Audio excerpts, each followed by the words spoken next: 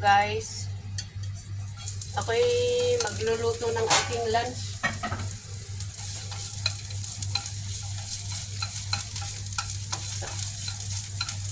Version ko to hindi yung tunay na recipe, basta ako lang. Version ko lang.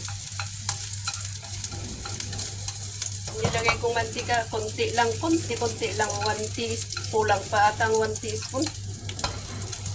Ayoko kasi gumamit ng maraming mantika. Ay nako, mali ata yung nauna kong nilagay. Okay lang. At saka pag ako ng bawang, ayoko yung magbo-brown. Basta naluto lang ng konti sa mantika, okay na sa akin. Ayoko yung ayoko yung brown kasi sunog na yun. Ito lang.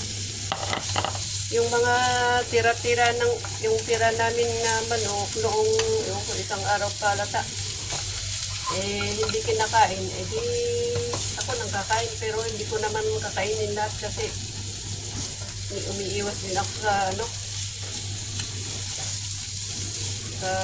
maraming karne.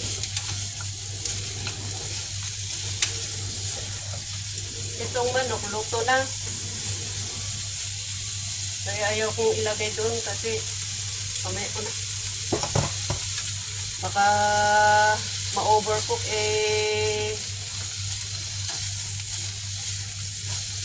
tumigas.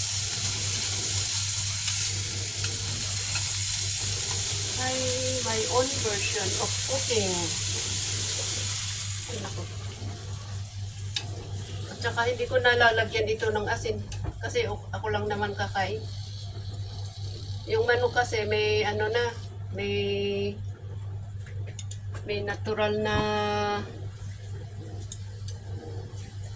lasang parang may asin na Ewan ko, basta sa akin parang okay na yung lasa ng manok. Kaya ko lalagay ng maraming mantika dyan, pati asin.